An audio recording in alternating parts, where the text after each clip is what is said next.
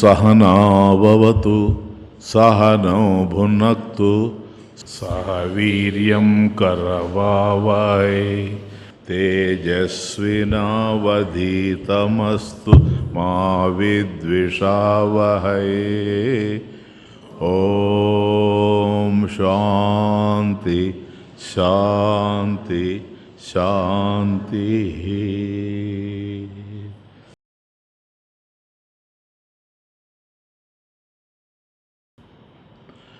गोविंद गोपाल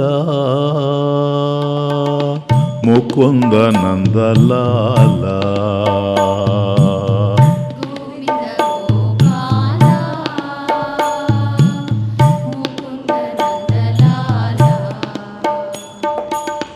गोविंद गोपाल मुकुंद नंदलाला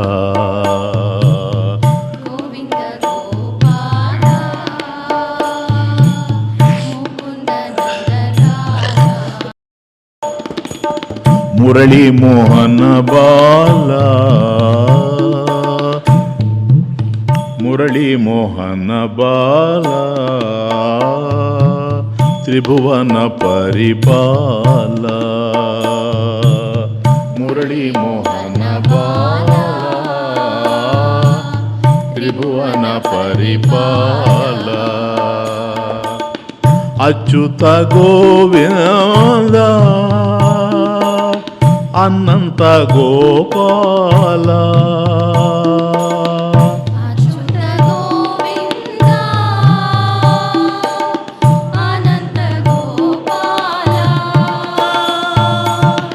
अच्युत गोविंद अनंत गोपाल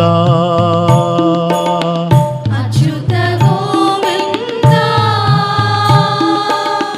अनंत गोपाल मुरहरा गिरिधरा वासुदेवा माधवा मुरहरा गिरिधरा वासुदेवा माधवा मुरहरा गिरिधरा वासुदेवा माधवा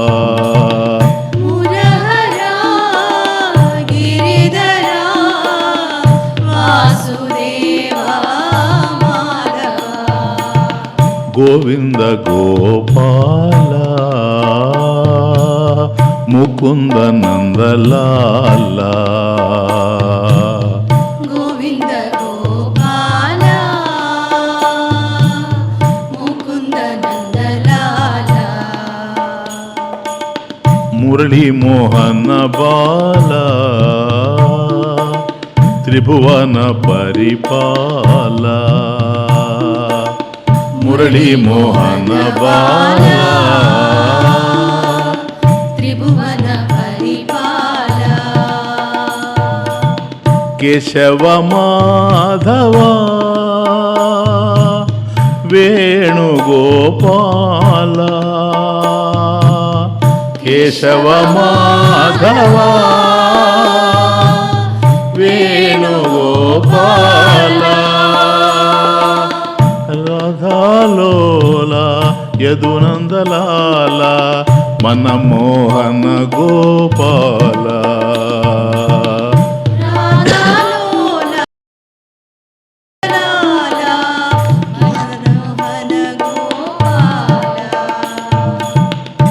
राधालोला यदुनंदलाला मनमोहन गोपाल राधालोला यदुनंदलाला मनमोहन गोपाल गोविंद गोपाल मुकुंद नंदलाला गोविंद गोपाल मुकुंद नंदलाला गोविंद गोपाल मुकुंद नंदलाला गोविंद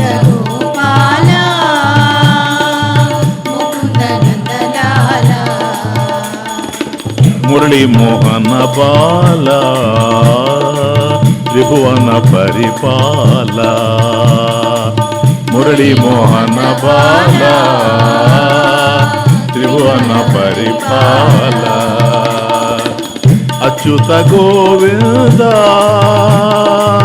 అనంత గోపాల అచ్యుత గోవింద అనంత గోపాల అచ్యుత గోవింద అనంత గోపాల అచ్యుత గోవింద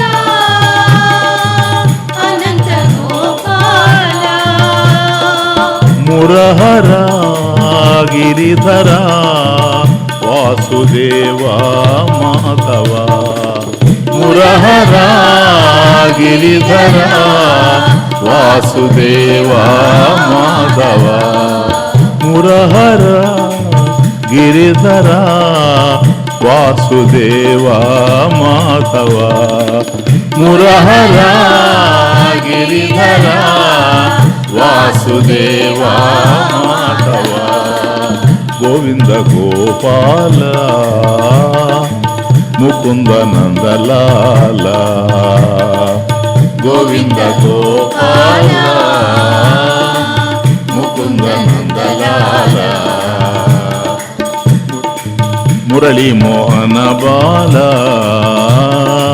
త్రిభువన పరిపాల మురళీ మోహన బాల త్రిభువన పరిపాల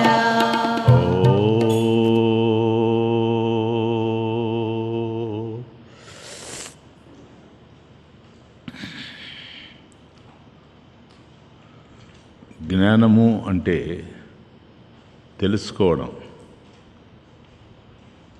లేదా అర్థం చేసుకోవడం. అయ్యా దేన్ని తెలుసుకోవడం, దేన్ని అర్థం చేసుకోవడం అంటే ఏదైతే ఉండి కూడా తెలియకుండా ఉందో, ఏదైతే ఉండి కూడా తెలియకుండా ఉందో దానిని అర్థం చేసుకోవడమే జ్ఞానం. అంటే అది ఉంది కానీ తెలియకుండా ఉంది, దాన్ని అర్థం చేసుకునేదే జ్ఞానం. జ్ఞాయతే అనేన ఇది జ్ఞానం.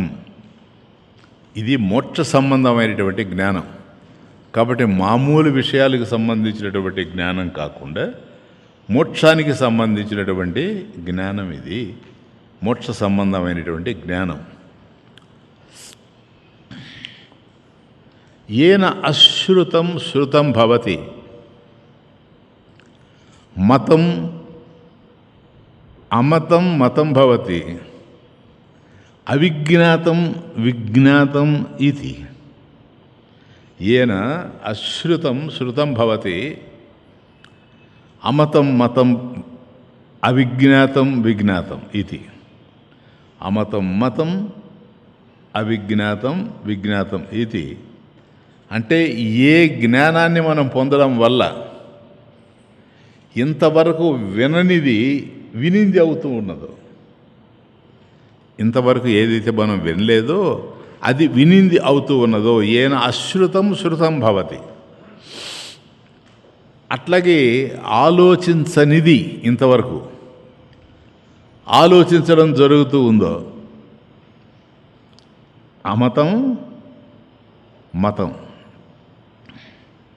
అలాగే తెలియనిది ఇంతవరకు మనకు తెలియంది తెలిసింది అవుతూ ఉందో, అదే శాస్త్ర ఉపదేశ తాత్పర్యం అని చాందోగ్యోపనిషత్తులో చెప్పబడింది. దీన్నే జ్ఞానము అంటారు. కాబట్టి ఇంతవరకు ఏదైతే మనం వినలేదో దాన్ని కొత్తగా వినడం జరుగుతూ ఉందో, ఏదైతే మనం ఆలోచించలేదో దాన్ని ఆలోచించడం జరుగుతూ ఉందో, ఇంతవరకు జీవితంలో ఏదైతే మనకు తెలియలేదో అది మనకు తెలిసింది అవుతూ ఉందో, దీన్ని ఇదే శాస్త్రోపదేశ తాత్పర్యం అని చాందోగ్యోపనిషత్తులో చెప్పారు. ఇటువంటి జ్ఞానం ఇది మోక్ష సంబంధమైనటువంటి జ్ఞానం కనుక ఈ జ్ఞానం నశించేది కాదు.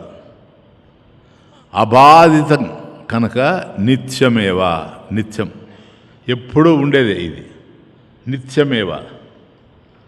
అలాంటిది ఎక్కడుంది స్వామీజీ? ఇటువంటి జ్ఞానం ఎక్కడుంది? ఆ జ్ఞానం ఎక్కడో లేదు, నీలోనే ఉంది. అది నీలోనే ఉంది.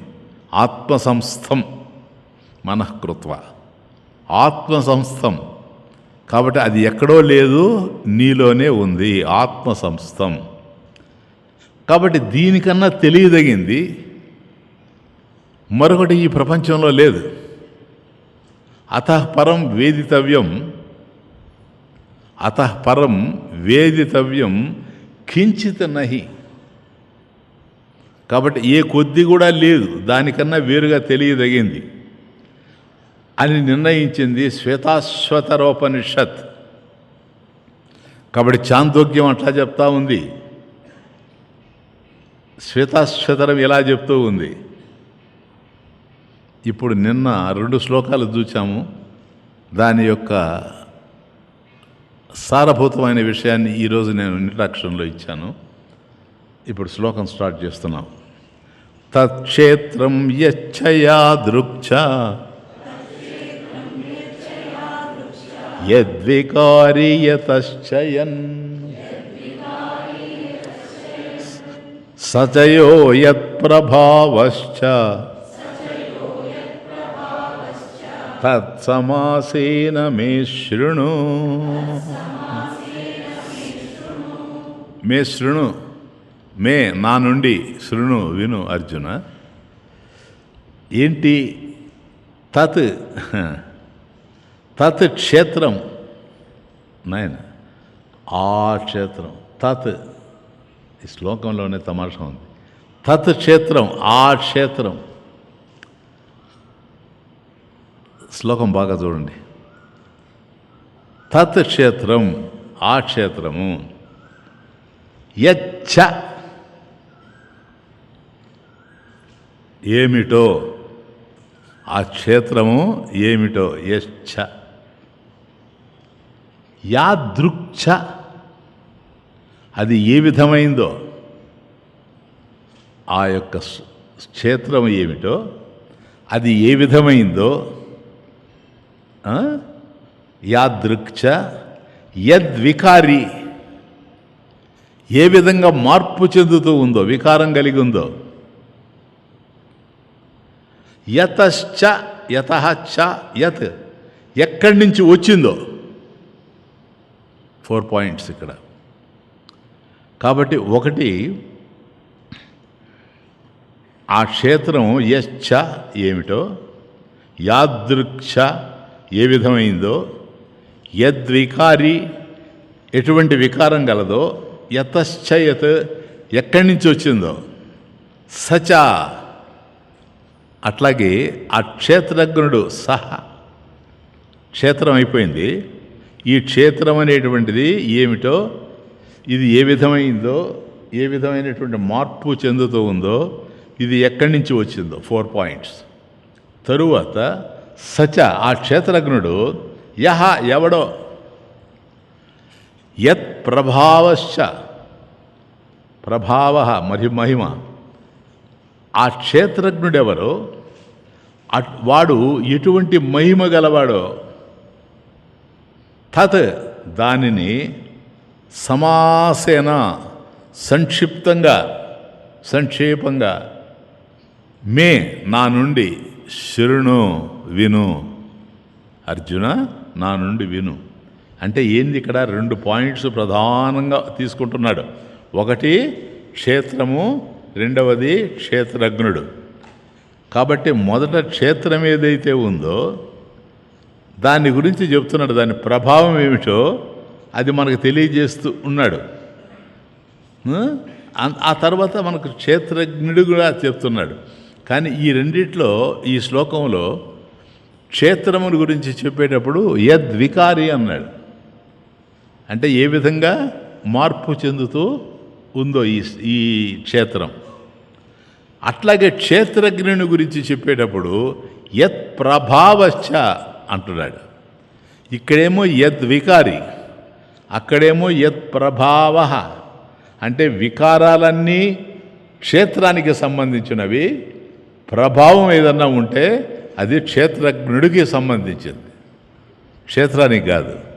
కాబట్టి క్షేత్రం విషయంలో వికారాలు మాత్రమే ఉన్నాయి, మార్పు చెందుతూ ఉంది క్షేత్రం. కాబట్టి అది ఏమిటి, అది ఎక్కడి నుంచి వచ్చింది, ఎలా మార్పు చెందుతూ ఉంది, ఎట్లా మారిపోతూ ఉంది, ఇదంతా క్షేత్రానికి సంబంధించింది. ఈ మార్పులన్నీ తెలియజేయడం. అదే క్షేత్రజ్ఞుడి దగ్గరకు వచ్చేటప్పటికి మార్పుల గురించి మాట్లాడడం లేదు. ఇక్కడ ప్రభావం, ఆయన యొక్క ప్రభావం, మహిమ, క్షేత్రజ్ఞుడి యొక్క మహిమ, దాన్ని తెలియజేస్తూ ఉన్నాడు. ఇది భగవంతుని యొక్క అభిప్రాయం. అంటే వికారాలు ఏవైతే ఉన్నాయో మార్పు చెందేవన్నీ, ఇవన్నీ క్షేత్రానికి సంబంధించినవే కానీ క్షేత్రజ్ఞునికి అంటవని. కాబట్టి ప్రభావవంతుడైన క్షేత్రజ్ఞుని విషయమే ఇప్పుడు ముఖ్యంగా మనం తెలుసుకోదగింది అని ఈ శ్లోకంలో అభిప్రాయం. కనుక తత్క్షేత్రం అంటూ శ్లోకాన్ని ప్రారంభించాడు.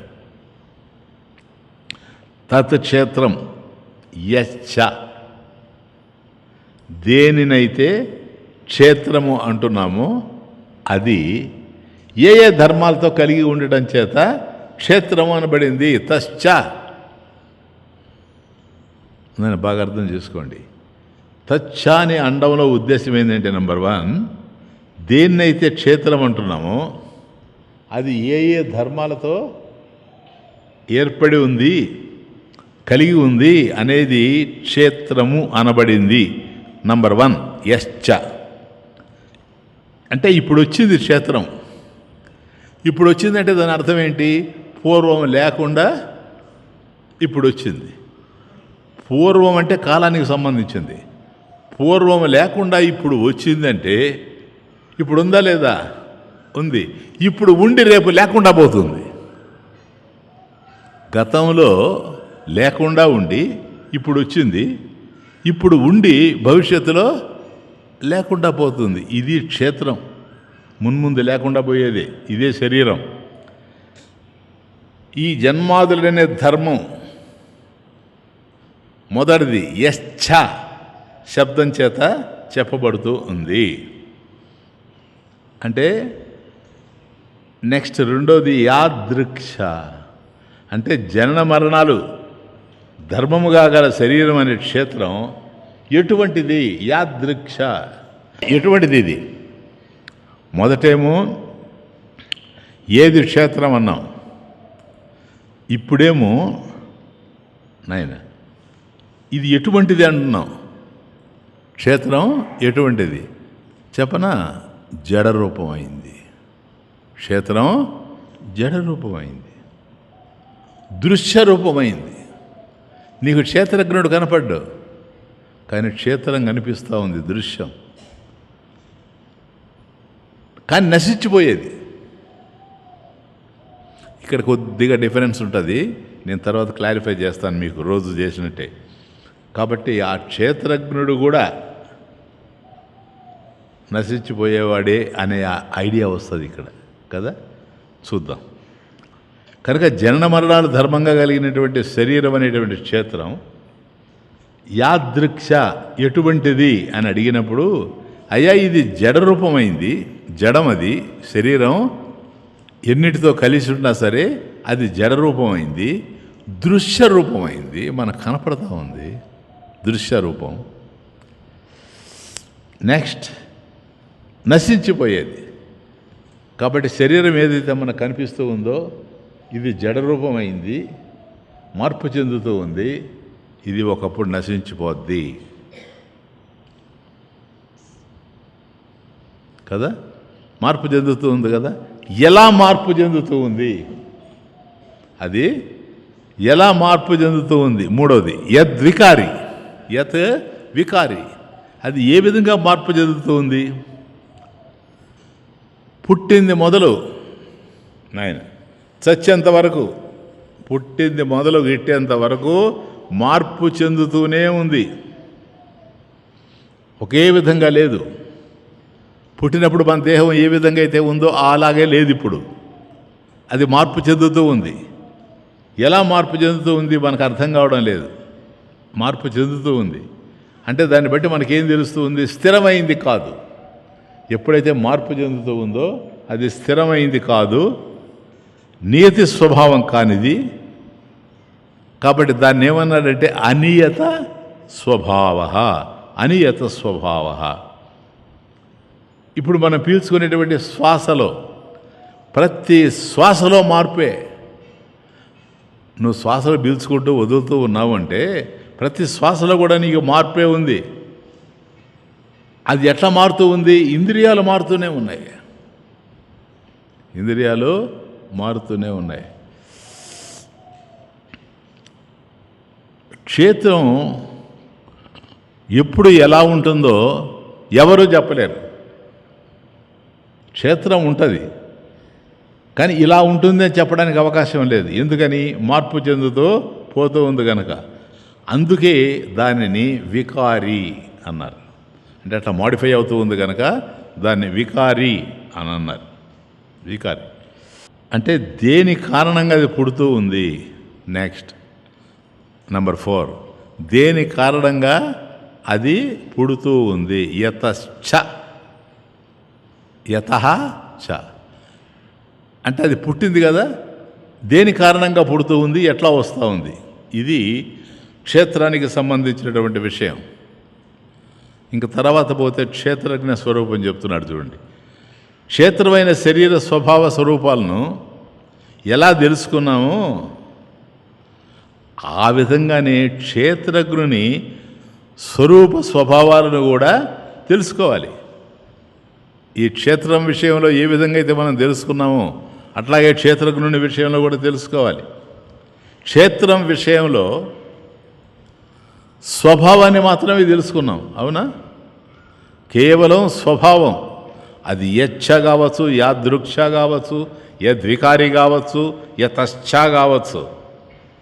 కాబట్టి క్షేత్రం విషయంలో స్వభావాన్ని మాత్రమే తెలుసుకున్నాము.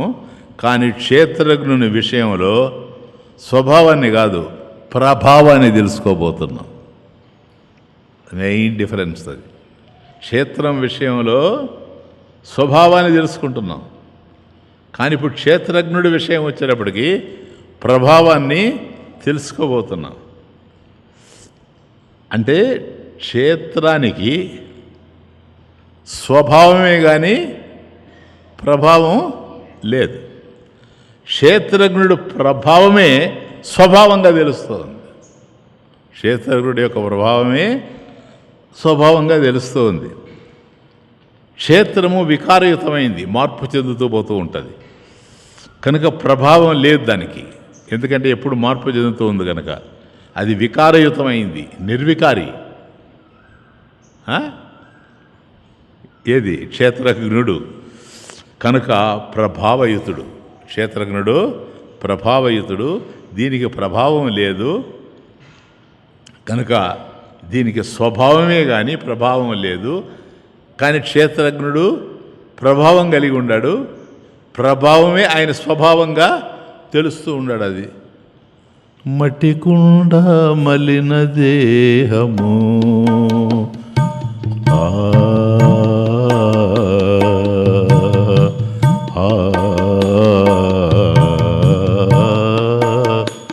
మట్టికుండ మలిన దేహము పుట్టి చచ్చి చచ్చి పుట్టి ఏమి లాభము.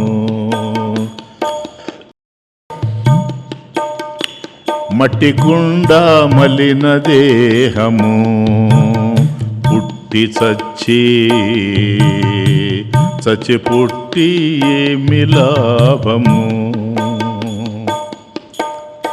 ఉండదెప్పుడు మట్టి కుండ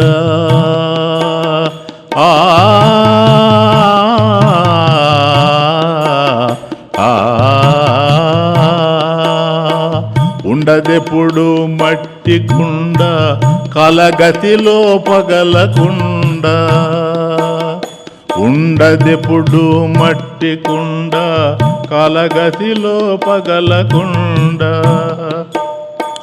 దేహముండదు కాలకుండ దేహముండదు కాలకుండ దేహి ఉండును చెదరకుండ దేహముండదు కాలకుండ దేహి ఉండును చెదరకుండ మట్టి కుండ మలిన దేహము పుట్టి చచ్చి చచ్చి పుట్టి ఏమి లాభము మట్టి కుండ మలిన దేహము పుట్టి చచ్చి చచ్చి పుట్టి ఏమి లాభము ఉండదెప్పుడు మట్టి కుండ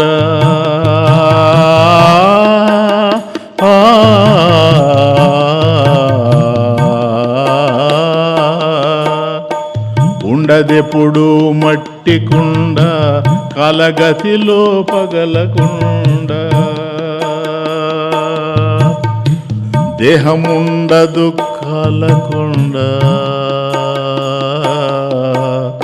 దేహి ఉండును చెదరకుండ దేహముండదు కాలకుండ దేహి ఉండును చెదరకుండ మట్టి కుండ మలిన దేహము పుట్టి చచ్చి చచ్చి పుట్టి ఏమి లాభము. కాబట్టి ఇప్పటికీ క్షేత్రము క్షేత్రజ్ఞుడు ఏమిటో మనకు తెలిసిపోయినాం. ఏంలే, ముఖ్యంగా ఒకటి గుర్తుపెట్టుకోండి, ఆయన స్వభావం కలిగినటువంటిది క్షేత్రం, ప్రభావం కలిగినటువంటి వాడు పరమేశ్వరుడు, క్షేత్రజ్ఞుడు. కానీ ఇది ఎంతవరకు అనేది ఇప్పుడు మనం ఇంకొద్ది డీప్గా వెళతాం. ఋషిభిర్బహుధా గీతం ఛందోభిర్వివిధై పృథక్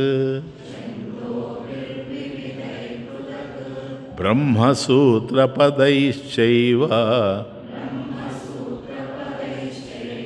హేతుమద్భిర్వినిశ్చితైః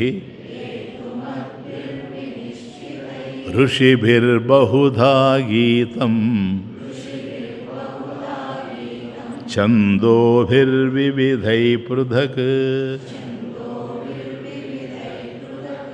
బ్రహ్మసూత్రపదైశ్చైవ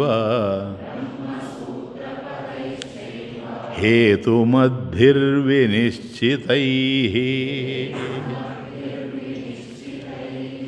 ఋషిభిః బహుధా గీతం. ఋషిభిః ఋషుల చేత బహుధా అనేక విధాలుగా, పృథక్ వేరుగా, వివిధై అనేకములైన, ఛందోభిః వేదాల చేత, హేతుమద్భిః సహేతుకంగా, వినిశ్చితై నిశ్చయించబడింది, బ్రహ్మసూత్ర పదైశ్చ ఏవ బ్రహ్మసూత్ర పదాల చేత గీతం చెప్పబడింది. ఋషిభిర్బహుధా గీతం. అసలు గీతం అనడంలోనే గానం చేయబడింది అని అర్థం. గీతం అనే శబ్దం చిన్న విషయం కాదు. అర్జున, ఋషిభిః బహుధా గీతం. ఈ విషయాన్ని ఏదైతే మనం క్షేత్రము క్షేత్రజ్ఞుడు అనేటువంటి విషయాన్ని ఇంతవరకు వివేకంతో చూస్తూ వచ్చామో, దీన్ని ఋషులు అనేక విధాలుగా, బహుధా అనేక విధాలుగా గీతం గానం చేశారు. ఊరికే చెప్పుకోవాలా, గానం చేశారట. గానం అన్నప్పుడే దాన్ని రూపం మారిపోయింది. గీతం అంటే చెప్పబడింది, కథితం. గీతం అంటే కథితం, అంటే చెప్పబడింది అని అర్థం. కాబట్టి ఋషుల చేత గానం చేయబడింది, ఋషుల చేత చెప్పబడింది. జనరల్గా మనమైతే చెప్పబడింది అంటాం, అదే ఋషుల దగ్గరకు వచ్చేటప్పుడు గానం చేయబడింది అనాల్సి వచ్చింది. ఋషిభిః అన్నప్పుడు శంకరాచార్య స్వామి భాష్యంలో అంటారు, వశిష్ఠాదిభిః. ఋషిభి అంటే ఎవరు ఈ ఋషులు? ఎందరో ఋషులు ఉంటారు కదా, కానీ ఆది శంకరాచార్య స్వామి అంటారు వశిష్ఠాదిభి, వశిష్ఠాది ఋషుల చేత అనేక విధాలుగా చెప్పబడింది అంటాడు. అంటే ఇది అనేక విధాలుగా చెప్పబడింది అనేది ఏంటంటే, ఇక్కడ ఏదైతే గానం చేయబడిందో, ఇక్కడ చెప్పబడిందో, ఇది వశిష్ఠాదిభి, వశిష్ఠాది ఋషుల చేత చెప్పబడింది అని అంటే దాని అర్థం ఏంటో తెలుసా? వశిష్ఠాది ఋషులు ఎవరు? వాళ్ళు వశిష్ఠుడు మొదలైనటువంటి వాళ్ళు. అంటే ఇది శంకర భాష్యంలో ఉంది. వశిష్ఠుడు మొదలైన వాళ్ళు అని ప్రత్యేకించి ఎప్పుడైతే చెప్పాడో, వశిష్ఠాది ఋషులు అంటే యోగ వాసిష్టం 32,000 శ్లోకాలతో ఉంటుంది. రామాయణం 24,000 శ్లోకాలు, కానీ యోగ వాసిష్టం 32,000 శ్లోకాలు. నేను మన భాగవతం రాయడానికి ముందు భాగవతం ప్రారంభం చేయబోతూ ఉన్నాను. అప్పుడు నాకు యోగ వాసిష్టం రాయాలనిపించింది. వశిష్ఠ మహర్షి రచించినటువంటి యోగ వాసిష్టాన్ని రాయాలని 32,000 శ్లోకాలు రాసేద్దాము అని నిర్ణయానికి వచ్చాను. నా పుస్తకాలు కూడా కొన్నిట్లో యోగ వాసిష్టం యొక్క శ్లోకాలు కూడా నేను మెన్షన్ చేసినవి ఉన్నాయి. కానీ తరువాత ఏది మనం ఎన్నెన్నో అనుకుంటాం, ఆయన అనుకున్నవే జరుగుతాయి. కాబట్టి భగవతుడు భావించడం వల్ల యోగ వాసిష్టం కాకుండా భగవద్గీత రాశాను. ఈ యోగ వాసిష్ట గ్రంథం 32,000 శ్లోకాలు నాయన. అందులో ఈ విషయమే ప్రధానంగా చెప్పబడింది అంటాడు, ఇంకేం లేదు. ఏదైతే ఇక్కడ నీకు క్షేత్రం, క్షేత్రజ్ఞుడు ఈ విషయాలన్నీ చెప్పబడ్డాయో, ఇవి ఎట్లా మార్పు చెందుతూ ఉందో, క్షేత్రజ్ఞుల్లో ఏ విధంగా అయితే ప్రభావం ఉందో, క్షేత్రంలో ఎట్లయితే స్వభావం తెలుస్తూ ఉందో, ఈ విషయాలన్నీ కూడాను యోగ వాసిష్టంలో వశిష్ఠ మహర్షి చెప్పాడు. అందువల్ల ఋషిభి అనడంలో వశిష్ఠాదిభి అని శంకరుల వారు భాష్యంలో రాశారు. కాబట్టి ఇది ఋషి ప్రోక్తం కనుక, ఋషి చెప్పబడింది కనుక, ఋషి చేత ఋషి చెప్పాడు అంటే అది ఏదైనా ఆప్తవాక్యమే అంతే, ఇక రెండో ఆలోచన లేదు. ఆప్తవాక్యమే అంటే ప్రమాణవాక్యం అని అర్థం. ప్రమాకరణం ప్రమాణం, కాబట్టి జ్ఞానాన్ని ప్రసాదించేటువంటిది. ఇది ఋషుల చేత చెప్పబడింది అనకుండా గానం చేయబడింది అన్నాడు తమాషా. ఋషిభి బహుదా గీతం. గీతం అంటేనే గీయత ఇది గీతం, గానంచ. గీయత ఇది గీతం, గానంచ.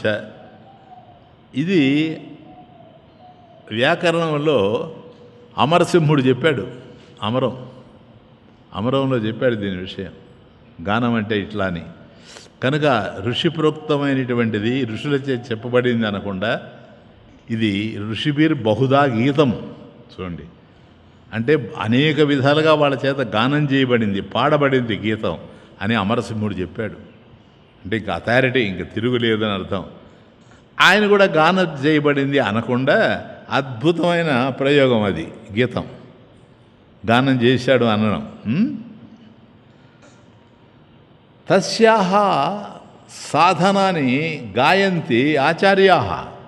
నారద మహర్షి తస్యాహ సాధనాన్ని, ఈ విషయాల్ని చెప్పడానికి ఈ భగవద్భక్తికి సంబంధించినటువంటి సాధనలు ఏవైతే ఉన్నాయో వీటిని ఆచార్యులు గానం చేశారు అన్నాడు నారద మహర్షి.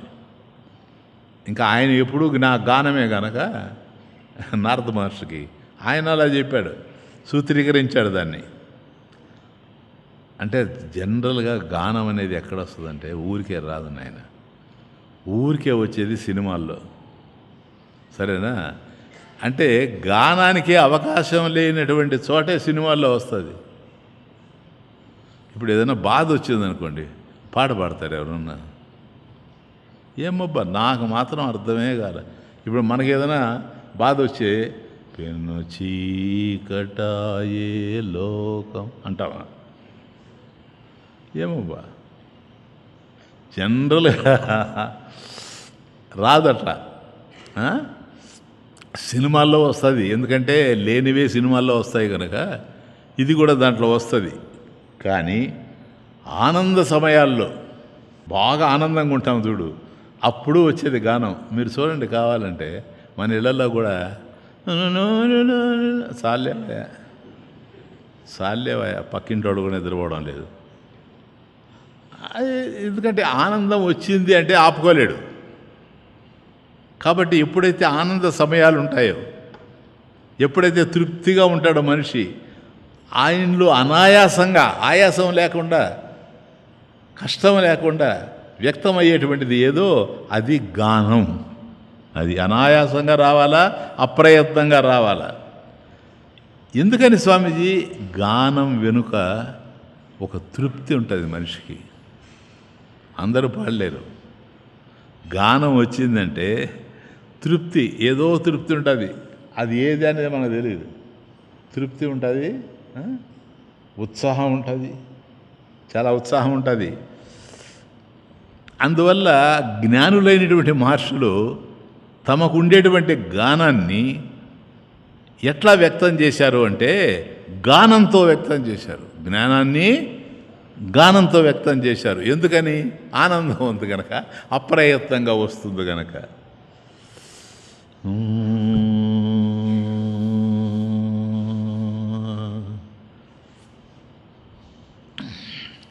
రామ రామ జయ రాజా రామ, రామ రామ జయ సీతారామ, రామ రామ జయ రాజా రామ, రామ రామ జయ సీతారామ, రామ రామ జయ రాజా రామ, రామ రామ జయ సీతారామ, రామ రామ జయ రాజా రామ, రామ రామ జయ సీతారామ, రామ రామ జయ రాజా రామ, రామ రామ జయ సీతారామ. బ్రతుకు పువ్వు కావాలి, నవ్వే పువ్వుగా రావాలి. బ్రతుకు పువ్వు కావాలి, పువ్వే నవ్వుగా రావాలి. పలుకులు కావాలి, పూల రేకులు, పలుకులు కావాలి, పూల రేకులు, కమ్మని భావాలు, పరిమళాలు. పలుకులు కావాలి, పూల రేకులు, కమ్మని భావాలు, పరిమళాలు. సుమ సౌందర్యమే జీవనము, సుమ సౌందర్యమే జీవనము, నిత్యానందమే మకరందము. సుమ సౌందర్యమే జీవనము, నిత్యానందమే మకరందము. బ్రతుకు పువ్వు కావాలి, పువ్వే నవ్వుగా రావాలి. కాబట్టి అట్లాంటప్పుడే మనకు వస్తాయి పాటలు కానీ ఏవి కూడాను ఆనందంలో పుట్టుకొని వస్తాయి. కాబట్టి ఇది ఋషిబిర్ బహుదా గీతం. మహానుభావుడు కదా, ఏం చిన్నాయన. కాబట్టి ఆ ఋషుల చేత అన్నప్పుడే గీతం అనేటువంటి మాట మాట్లాడాడు. ఆ గీతం అనడంలో ఋషిబిర్ బహుదా గీతం, అది గానం చేయబడింది అమరసింహుడు చెప్పినట్టుగా. కనుక ఇంత అద్భుతమైనటువంటి గానం చేసి ఆ జ్ఞానాన్ని అంతా కూడా మనకు అందించారు. ఆప్త మహర్షులు ఎవరైతే ఉండారో, ఆప్తులైనటువంటి మహర్షుల చేత, వాక్యాలని వేదమంత్రాల చేత, ఛందోభి, వేదమంత్రాలు ఛందోభి. కాబట్టి వేదమంత్రాల చేత అనేక విధాలుగా వివిధై అంటే నానాభావై వివిధై నానాభావై వేరు వేరుగా విస్పష్టం చేయబడింది అన్నాడు అంతే. కాబట్టి ఇదే ఋషులు గానం చేసినటువంటి జ్ఞానం ఏదైతే ఉందో ఇదే మహర్షుల చేత ఛందోభి వేదవాక్యాలు ఏవైతే ఉన్నాయో ఇవి వివిధై అంటే నానాభావై ఒక్కొక్క పదం మాట్లాడుతూ ఉంటే దానికి అనేక రకాలైనటువంటి భావాలు చెప్తాం.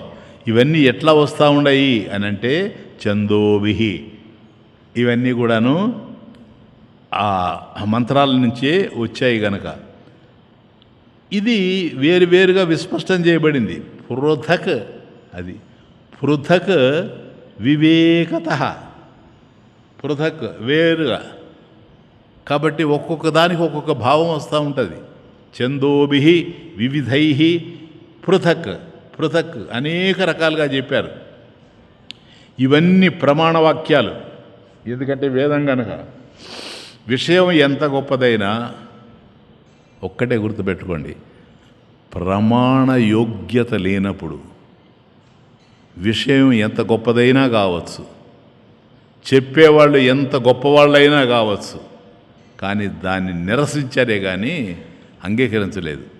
ఆ విధంగా నిరసించబడ్డాయే బౌద్ధ మతం, జైన మతం, చార్వాక మతం. ఇవన్నీ కూడాను ఎందుకు ఆ విధంగా నిరసించబడ్డాయి అంటే వాటికి ప్రమాణయోగ్యత లేదు. కాబట్టి ప్రమాణయోగ్యత లేనప్పుడు ఆర్ష సంస్కృతి దాన్ని అంగీకరించదు సార్. అది కాబట్టి ఒకటి ఋషిభి బహుదా గీతం, రెండవది ఛందోభి వివిధై పృథక్, మూడవది బ్రహ్మసూత్ర పదైశ్చైవ బ్రహ్మసూత్రాలు. దీంట్లో కూడా ఇప్పుడు నేను దాంట్లోకి వెళ్ళడం లేదు. అంటే బ్రహ్మసూత్రాలు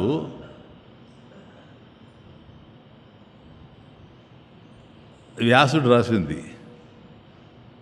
కృష్ణుడు భగవద్గీత చెప్పిన తర్వాత వ్యాసుడు బ్రహ్మసూత్రాలు రాశాడా? లేకపోతే ఆయన బ్రహ్మసూత్రాలు రాసిన తర్వాత ఈయన భగవద్గీత చెప్పాడా? ఇది చాలా వివాదాస్పదమైనటువంటి విషయం. దీంట్లోకి ఇప్పుడు నేను పోదలుచుకోలేదు. సరేనా? అటు కొన్ని ఆర్గ్యుమెంట్స్ ఉన్నాయి, ఇటు కొన్ని ఆర్గ్యుమెంట్స్ ఉన్నాయి. కానీ బ్రహ్మమును సూచించే వాక్యాల్ని బ్రహ్మసూత్రాలు అంటారు అనేది శంకర భాష్య వచనం. కానీ శంకరాచార్యుల వారు కూడా ఇది ముందా వెనక అనేది దాంట్లో డిసైడ్ చేయలే. కానీ ఒక్క మాట మాత్రం చెప్పారు, బ్రహ్మణ సూచకాని వాక్యాన్ని బ్రహ్మసూత్రాన్ని. కాబట్టి బ్రహ్మమును గురించి తెలియజేసేటువంటి సూచించేటువంటి అది సూచకాని వాక్యాన్ని బ్రహ్మసూత్రాన్ని, వాటిని బ్రహ్మసూత్రాలు అంటారు అన్నాడు. ఇక్కడ బ్రహ్మసూత్రాలు అంటే వ్యాస విరచితమైన బ్రహ్మసూత్రాలని నా అర్థం కాదు అంటున్నాను. అట్లని కాదా అని చెప్పడానికి కూడా అవకాశం లేదు. ఎందుకంటే ఇక్కడ ఓ పెద్ద ఇది ఉంది. అంటే భగవద్గీతకు ముందు బ్రహ్మసూత్రాలు వచ్చాయి. ఎందుకంటే బ్రహ్మసూత్రాలు కూడా నేను రాశాను. కాబట్టి బ్రహ్మసూత్రాలు భగవద్గీతకు ముందు వచ్చాయా వెనక వచ్చాయా అనేది మనం డిసైడ్ చేయలేకపోతున్నాం కనుక. కాబట్టి పద్యతే గమ్యతే, పద్యతే గమ్యతే జ్ఞాయతే బ్రహ్మ సాక్షాత్ ప్రతిపాద్యత ఏభిరిది పదాని. ఏ పదాల చేత అయితే బ్రహ్మమును సాక్షాత్ ప్రతిపాదింపబడుతూ ఉందో, ఏ పదాల చేత అయితే ప్రతిపాదింపబడుతూ ఉందో అట్టి ఉపనిషత్ వాక్యాలే పదాలు. ఇప్పుడు చూడండి, సత్యం, జ్ఞానం, అనంతం, బ్రహ్మ, ఇవన్నీ పదాలే కదా. కాబట్టి ఈ పదాలన్నీ దేన్ని తెలియజేస్తూ ఉన్నాయి? సత్యం అంటే ఏమిటో, జ్ఞానం అంటే ఏమిటో, అనంతం అంటే ఏమిటో, బ్రహ్మ అంటే ఏమిటో, ఇవన్నీ కూడాను స్వరూప లక్షణానికి సంబంధించినవి, తటస్థ లక్షణం కాదు, స్వరూప లక్షణానికి సంబంధించిన వాక్యాలు. ఇవి బ్రహ్మకు సంబంధించినటువంటి నిశ్చితార్థాన్ని క్లియర్గా చెప్తాయి. నిశ్చితార్థం. కాబట్టి వాటి దగ్గరకు పోయినామంటే ఉపనిషత్తుల్లో అవి బ్రహ్మముని గురించి చెప్పాయంటే నిశ్చయంగా ఉంటుంది. అంటే సంశయరహితంగా బోధిస్తారు. వాళ్ళు చెప్పిన తర్వాత మళ్ళీ మనకు దాని మీద సందేహం వచ్చే అవకాశమే లేదు. అందుచేత బ్రహ్మసూత్ర పదైశ్చైవ హేతుమద్భి వినిశ్చితై అన్నాడు. నిశ్చితై అన్లా, నిశ్చయంగా బోధిస్తాడు అన్లా. వినిశ్చితై వినిశ్చయంగా అన్నాడు. అంటే దాని అర్థం ఏంటంటే తిరుగులేదు అని అర్థం. డైరెక్ట్గా ఈ పదాలు ఏవి చెప్తూ ఉన్నాయో అవి డైరెక్ట్గా బ్రహ్మమునే చెప్తున్నాయి. నువ్వే నువ్వే నువ్వే ఎన్నిసార్లు చెప్పినా నిన్ను గురించే చెప్తాయి. ఇంకొకటి చెప్పవు, నీవే నీవే నీవే నీవే నీవే నాయద కదిపిన కళ నీవే, నీవే నీవే నీవే నీవే నీవే నాయద కదిపిన కళ నీవే, నీవే నీవే నీవే నీవే నీవే. కవితల గుండెల్లో ప్రాణము నీవే, కవితల గుండెల్లో ప్రాణము నీవే, మమతల గుడిలో వాణివి నీవే. కవితల గుండెలో ప్రాణము నీవే, మమతల గుడిలో వాణివి నీవే. మనసున్న మనిషి నిదానము నీవే, మనసున్న మనిషి నిదానము నీవే. మహిమను తెలిపే విధానము నీవే. మెథడాలజీ. మనసున్న మనిషి నిదానము నీవే,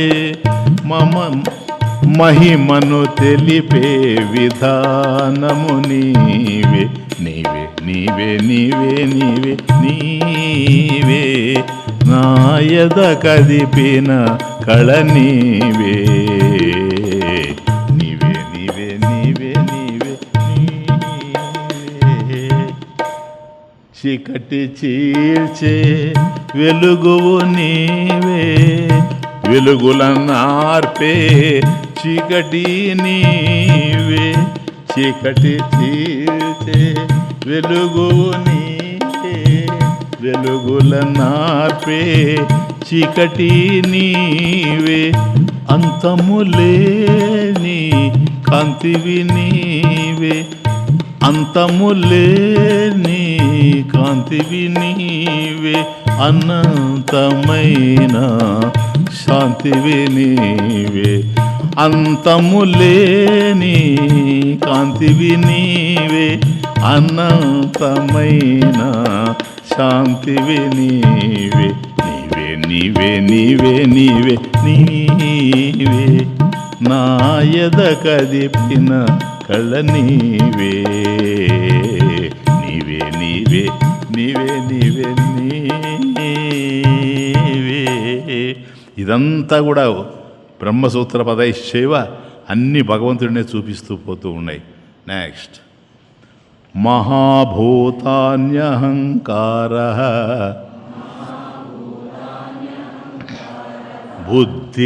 బుద్ధిరవ్యక్తమేవ చ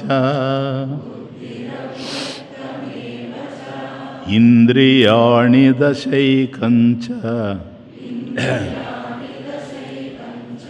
పంచచేంద్రియగోచరాః ఇచ్ఛాద్వేషః సుఖం దుఃఖం సంఘాతశ్చేతనాధృతిః ఏతత్క్షేత్రం సమాసేన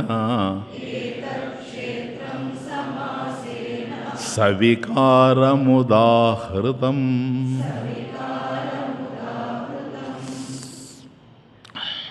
మహాభూతాని అంటే పంచభూతాలు 5. అహంకార, అహంకారము, బుద్ధి, బుద్ధి, అవ్యక్తం ఏవచ, అవ్యక్తమును,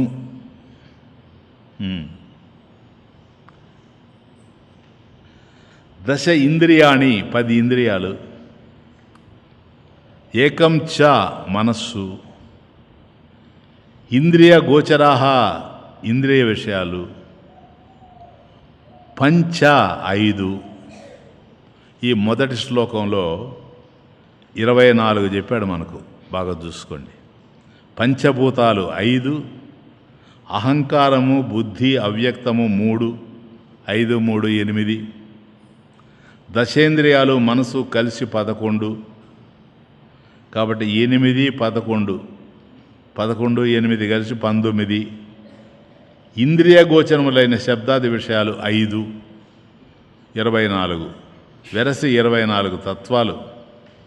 ఇది మొదటి శ్లోకంలో భగవంతుడు వివరించాడు. ఇవే కపిల సాంఖ్యం ప్రతిపాదించేటువంటి 24 తత్వాలు. 24, 24. ఇప్పుడు మనకు తెలిసిపోతూ ఉంది కదా 24. కాబట్టి ఇవి 24 తత్వాలు. ఇకపోతే ఇంకొకటి ఉంది ఆయన, 25వది ఒకటి ఉంది. అది 25 అవుతుంది అప్పుడు. ఇది 24 అంటే 24 తత్వాలు. ఇక్కడికి క్షేత్రం వచ్చేసింది. అది 25. 20 అంటే 20, పంచ అంటే 5. అయ్యేమో ఇంతకుముందు మనం చూసింది 24. ఇప్పుడు ఇంకొకటి ఇక్కడ కలిసింది. ఆ కలిసింది ఏదో తెలుసా? క్షేత్రజ్ఞుడు. కలిసింది క్షేత్రజ్ఞుడు. ఇది తర్వాత శ్లోకంలో వస్తున్నాయి. ఇచ్ఛాద్వేష సుఖం దుఃఖం సంఘాతశ్చేతన ధృతి ఏతత్క్షేత్రం సమాసేన సవికారముదాహృతం. ఇక్కడ ఉంది కథ. ఏతత్ క్షేత్రం, ఏతత్ క్షేత్రం, ఇది క్షేత్రము, ఏతత్ ఇది, ఇది, ఇది అంటే ఇప్పుడు ఆ 24 క్షేత్రం కిందకు వస్తాయి. ఏతత్ ఇది బోలో, ఇది కూడా క్షేత్రం కిందకు వస్తుంది. అప్పుడు అవి 24, ఇది ఒకటి 25 అవుతాయి. సరేనా? కాబట్టి సాంఖ్యం ప్రతిపాదించేటువంటి 24 తత్వంతో కూడింది క్షేత్రం కాగా, 25వ తత్వం పురుషుడు. అంటే పురుషుడు అంటే క్షేత్రజ్ఞుడు, క్షేత్రజ్ఞ. ఈ 2 తత్వములు కలిసి ఎన్ని? 25. 25 నాయన, పంచవింశతి, 25 తత్వాలు. ఈ 2 జగత్తు యొక్క ఆవిర్భావానికి హేతువులు. ఈ ప్రపంచం రావడానికి ఈ 2 హేతువులు. అవి 24, ఇది దీన్ని కలుపుకుంటే పంచవింశతి 25 అవుతాయి కదా. ఈ 25 ఇవి హేతువులు. దేనికి? ఈ ప్రపంచం ఆవిర్భవించడానికి ఇవి హేతువులు అనేది సాంఖ్యమతం, కపిలుని యొక్క సాంఖ్యం ఇది. సరేనా? నెక్స్ట్ ఇప్పుడు ఆ 25వది ఉందే, ఏది? క్షేత్రజ్ఞుడు. ఆయన ఈ లక్షణాలతో కనపడతాడు, ఈ 5 లక్షణాలతో. ఏంటవి? ఇచ్ఛా. ఫస్ట్ది ఇచ్ఛ. ఇచ్ఛ అంటే కోరిక. కోరిక అంటే ఏంటి? రాగం. నాయన తమాషా, ఇచ్ఛాద్వేషాలని వాడతారు ఒక్కో చోట, రాగద్వేషాలని వాడతారు ఇంకో చోట. 2 ఒకటే. ఇచ్ఛ అంటే కోరిక కదా, కోరిక అంటే రాగం. అంటే విషయాల యందు ప్రియత్వం. ఇప్పుడు మనకు విషయాల మీద ప్రియత్వం ఉంటుంది. ఎన్నిసార్లు వాటిని పొందినా, ఎన్నిసార్లు వాటిని అనుభవిస్తూ ఉండినా ఇంకా అవి కావాలి కావాలని మనకు అనిపిస్తూ ఉంటుంది. అంటే భోగ్యాని, భోగ్య వస్తువులు ఏవైతే ఉన్నాయో, భోగ్యాని ఇచ్చతి అనయేతి ఇచ్ఛా. అది అంటే ఈ ప్రీతి వల్లనే, భోగ్య విషయాల్ని అంటే అనుభవించాలి అనేటువంటి విషయాల్ని మనం ఆశించడం జరుగుతూ ఉంది. కనుకనే ఇది ఇచ్ఛ. నాకు అది కావాలి అని ఎందుకు అనిపిస్తూ ఉంది? అది ఇచ్ఛ, కోరిక. ఇదం మే భూయాత్, ఇదం మే స్యాత్, అది. కాబట్టి ఇది నాకు ప్రాప్తించుగాక అనే కోరికే ఇచ్చ. నాకు అది కావాలా అనుకునేది ఇచ్చ. కాబట్టి కామమన్నా రాగమన్నా ఒకటే. ఇది అంతఃకరణ ధర్మం. కాబట్టి రాగద్వేషాలు అంటారు కదా, రాగం అంటే ఇదే, ఇచ్చ, కోరిక. ఒకటి రాగం అయితే లైక్, రెండవది డిస్లైక్, ద్వేషం, ద్వేష నంబర్ 2. కాబట్టి దుఃఖము ద్వేషం ఎట్లా వస్తుందంటే, ఏదైనా దుఃఖ హేతువు ప్రాప్తం అయిందనుకోండి, ఏదో కారణం ఏదైనా కావచ్చు, కానీ ఒక విషయాన్ని చూచినప్పుడు మనకు దాని మీద దుఃఖం ఏర్పడుతుంది. అంటే దుఃఖం అంటే ఏంటి? ఇది నాకు రాకుండా ఉంటే బాగుండేది, ఇది నాకు లేకుండా ఉంటే బాగుండేది అనేటువంటిది దుఃఖం. అది ప్రాప్తమైతే నాకు ప్రాప్తించకుండా ఉండుగాక. ఈ చిత్తవృత్తి ఏదైతే ఉందో దీన్ని ద్వేషము అంటారు. దీన్ని ద్వేషము అంటారు. ఇదం మే మా భూత్, ఇదం మే మా భూత్, మే నాకు ఇది రాకుండా ఉండుగాక అనేది. ఈ చిత్తవృత్తి ఒక దశలో క్రోధంగా, ఏది ద్వేషం, ఒక దశలో ఈర్షగా, కోపం, ఈర్ష, ఇవన్నీ దాంట్లో నుంచే పుట్టుకొని వస్తాయి. అది కనుక అనుకూలంగా వచ్చిందా ప్రసన్నంగా ఉంటుంది మనసు. అది గోలంగా ప్రతికూలమైందే విషమత్వాన్ని విరజిమ్ముతూ పోతుంది, అంతే, ఇంకే లేదు. ఈ రెండు కూడాను అంతఃకరణ ధర్మాలే కానీ ఆత్మధర్మాలు కావు. ప్లీజ్. అంటే 5వ వాడు క్షేత్రజ్ఞుడు అన్నాం కదా, ఇప్పుడు ఆ క్షేత్రజ్ఞుడి యొక్క లక్షణాలే కదా మనం చూస్తున్నాం, ఇచ్చా, ద్వేషం.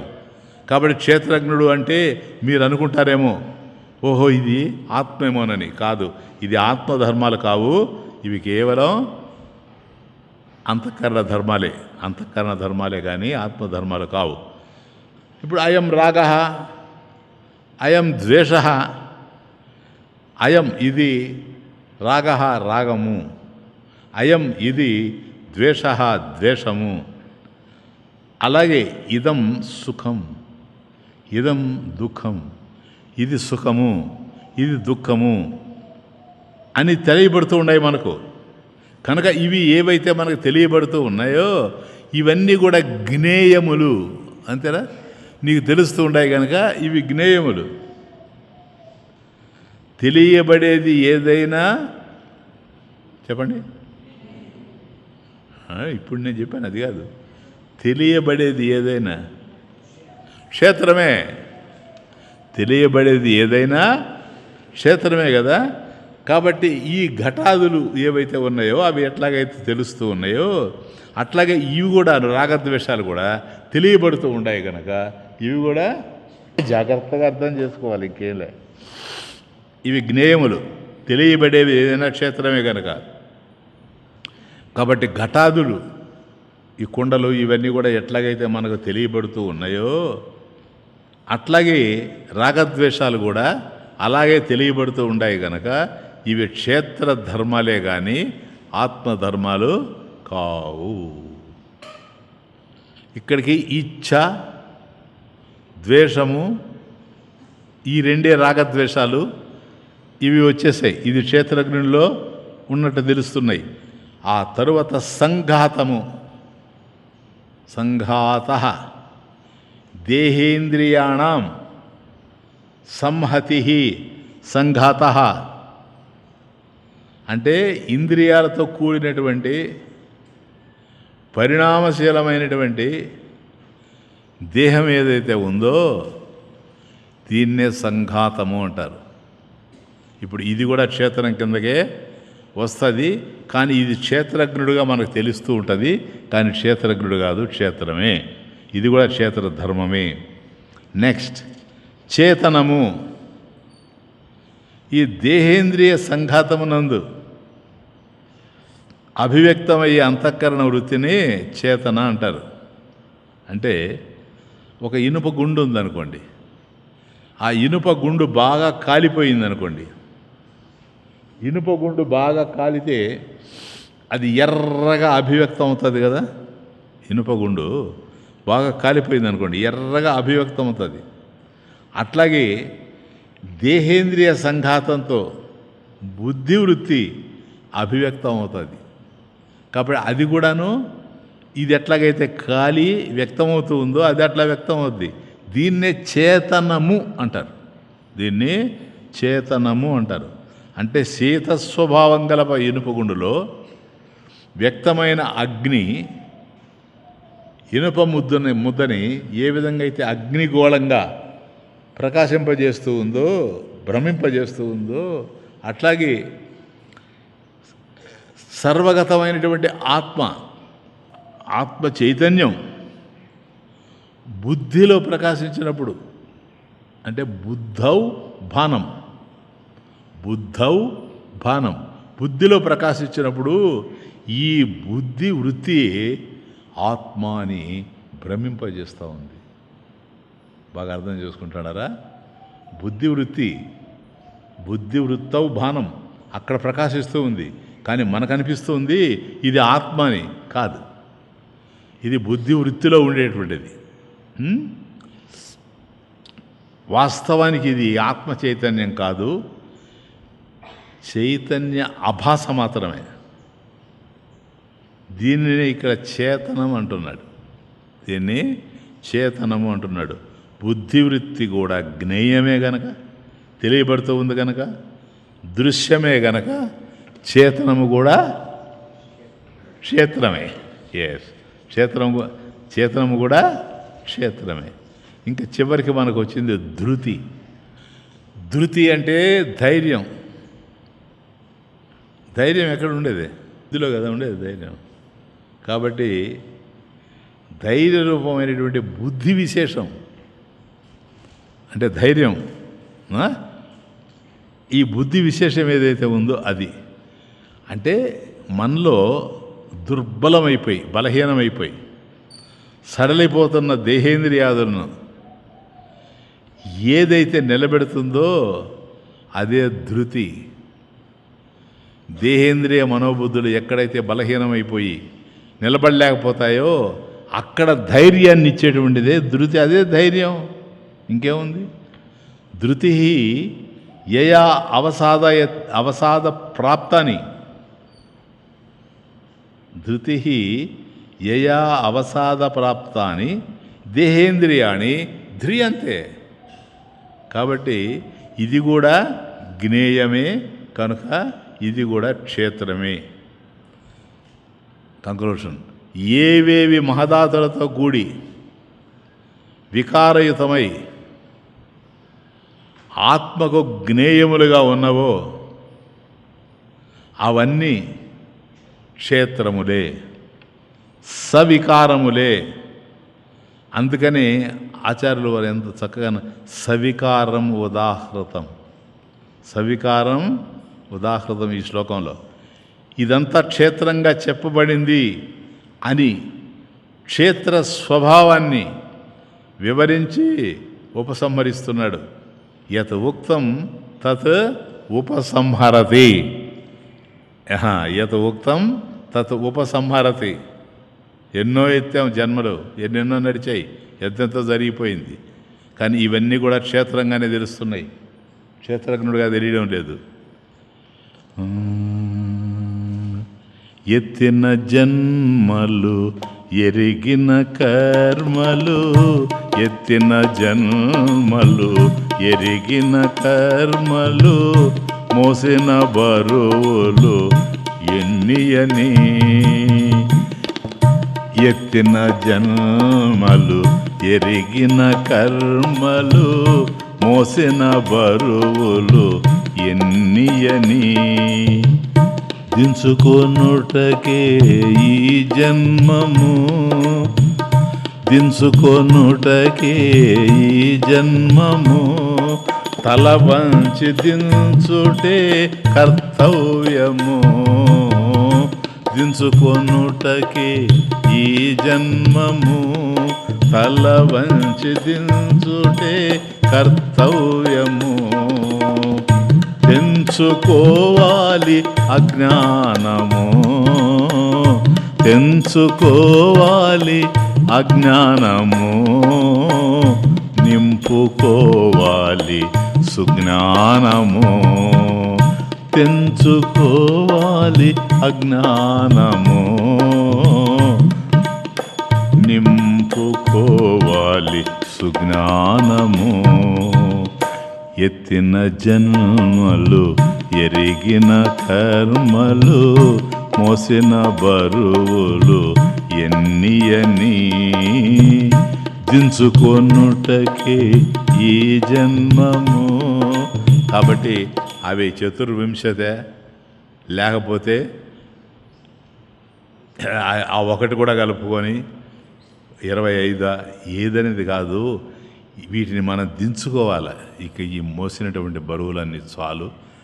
ఇన్ని బరువులు మనం మోసాము, ఎన్నో జన్మలు ఎత్తాము, ఎన్నెన్నో కర్మలు చేశాము, బరువులన్నీ మోసాము. ఇంకా దించుకొనడం ఏముండదు. దీనికోసమే ఇంకా జన్మ ఉండేది. ఎందుకంటే ఈ బరువులు దించుకోవడానికి.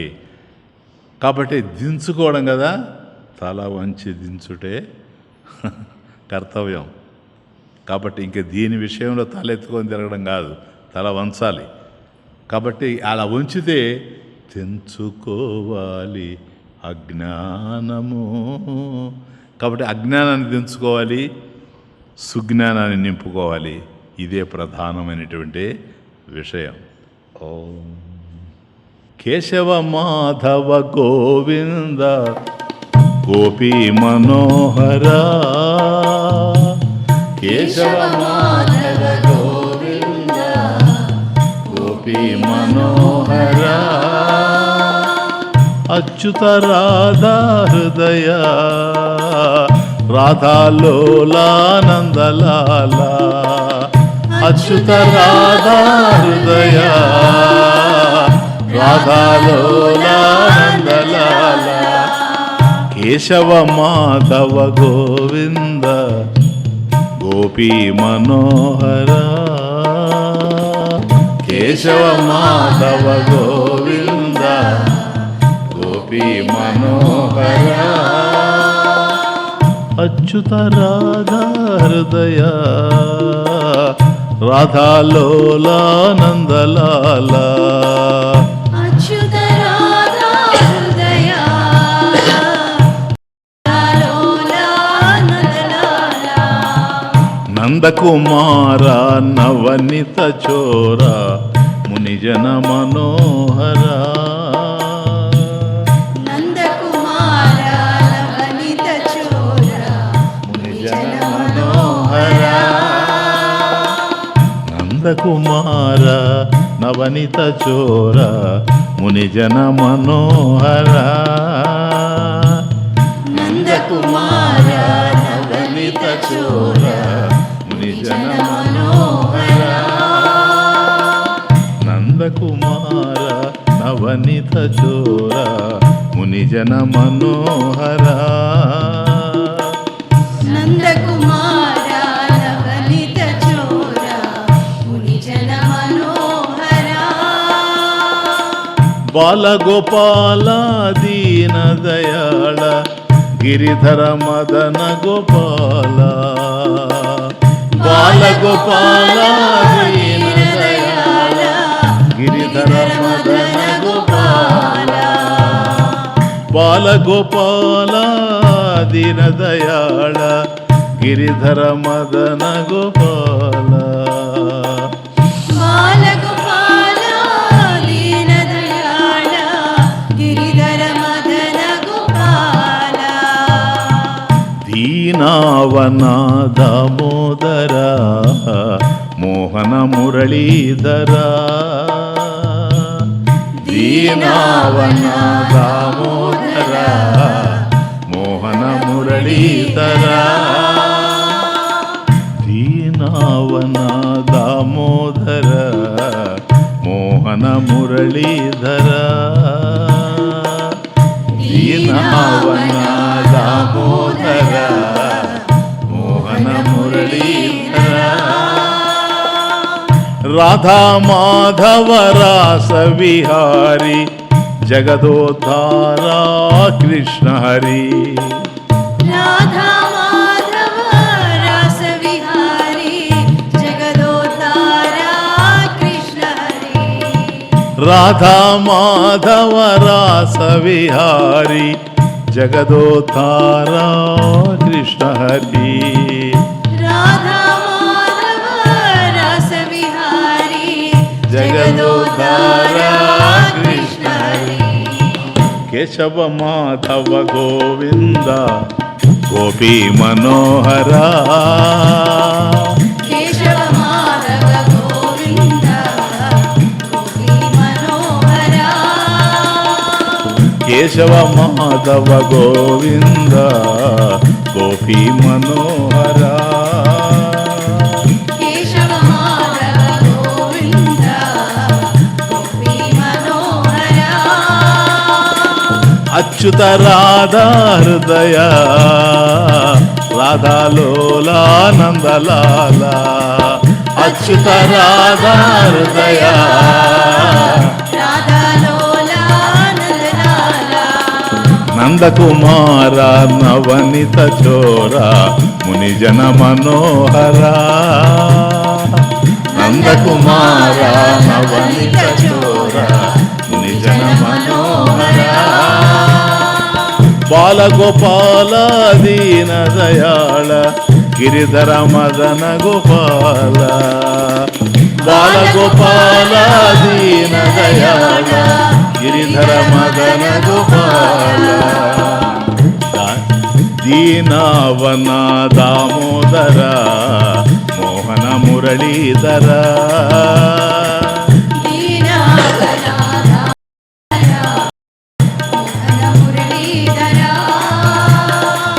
దీనావన దామోదర మోహన మురళీధర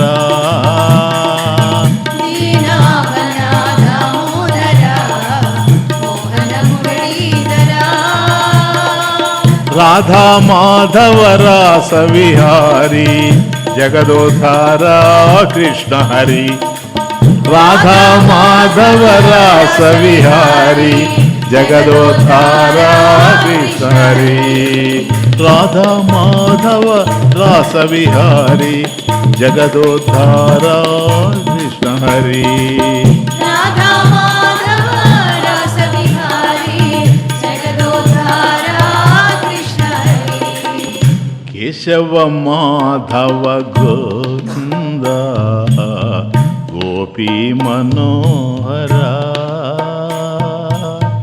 కేశవ మాధవ గోవింద గోపీ మనోహర అచ్యుత రాధా హృదయ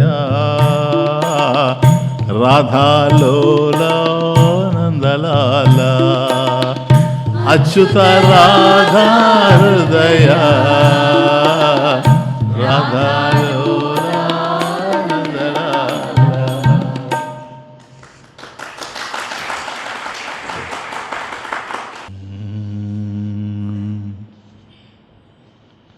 సుందరం సుందరం శ్యామసుందరం సుందరం సుందరం శ్యామసుందరం సుందరం సుందరం శ్యామసుందరం ఉరవనమాలం భజ సుందరం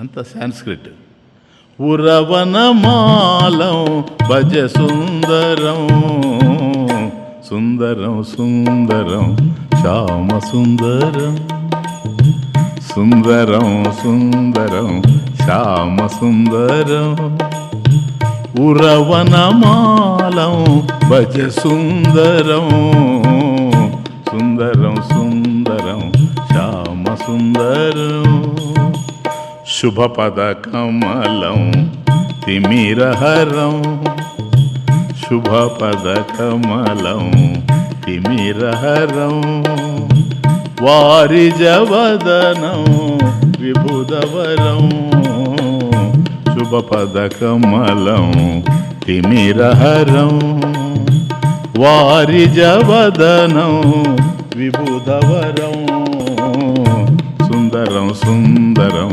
శ్యామ సుందరం ఉరవనమాలం భజ సుందరం సుందరం సుందరం శ్యామ సుందరం కరనవనీతం కరుణాకరం కరనవనీతం కరుణాకరం పరమోదారం దుఃఖహరం కరనవనీతం కరుణాకరం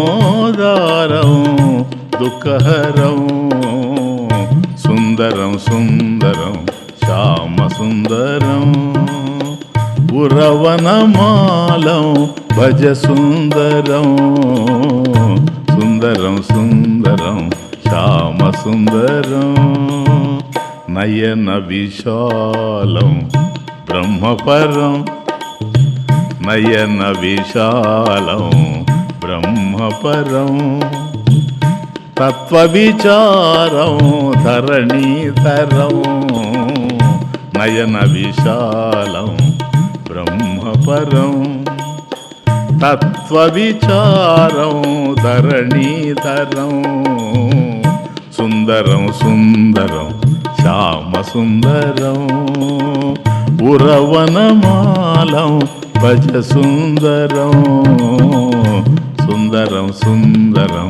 శ్యామ సుందరం సుందర చైతన్యం ప్రీతికరం సుందర చైతన్యం ప్రీతికరం సుందర చైతన్యం ప్రీతికరం గీతాచార్యం మధుసూదనం సుందర చైతన్యం ప్రీతికరం గీతాచార్యం మధుసూదనం సుందరం సుందరం శ్యామ సుందరం ఉరవనమాలం భజ సుందరం సుందరం సుందరం శ్యామ సుందరం సుందరం సుందరం శ్యామ సుందరం